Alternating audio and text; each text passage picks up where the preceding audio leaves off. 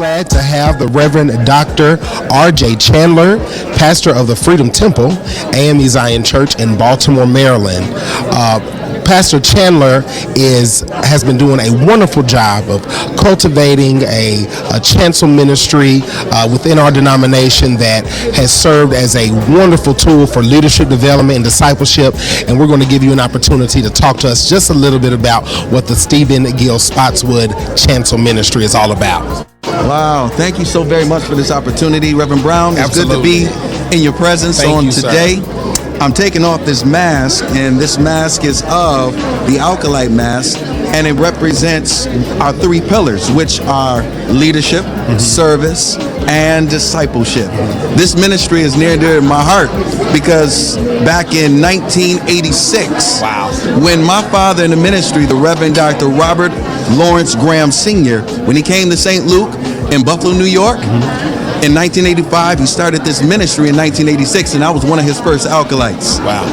My mama put me in the chancel rail at the age of 8, and I haven't left it since. Wow, awesome. I owe the Acolyte ministry because it helped to make me the man that I am today and to truly love God and love this AME Zion Church.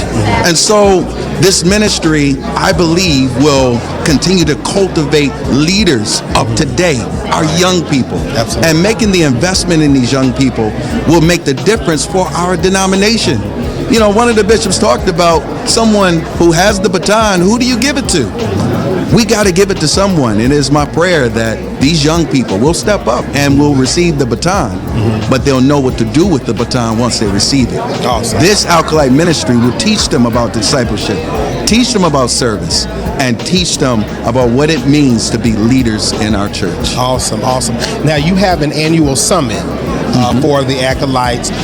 Tell us a little bit about that. What can our young people, our parents who are viewing this broadcast, what can they look to expect from this summit? What are some of the things that their young people can take away, and some of the adults that will come as well? Wow, that's a great question. And let me tell you, this leadership summit that's coming up for the Acolytes is not just for the young people, it's for everybody. Everybody can come and benefit from this. And it's happening on March 25th from 11 o'clock to 4 p.m. That's a Saturday. And we're so very pleased that this theme for this year, which happens to be our third year for this Acolyte Virtual Conference, is that we're cultivating leaders for today and for tomorrow. And so we have many of our Episcopal leaders who are going to be a part. I'm so pleased that my bishop, the Right Reverend W. Darren Moore, Bishop Dennis Vernon Proctor, Bishop George Crenshaw, Bishop Michael Angelo Frencher, so many individuals will be with us giving leadership to our young people. And we will have some sessions where they will learn what it means to be leaders, to have integrity, to have character, to know what it means to lead others. You can't lead if you're not willing to follow. And so we will talk about those kinds of things at this meeting. Awesome, awesome. Now, as we talk about that leadership development, creating that pipeline of leaders, we want to give them a platform to display their talents.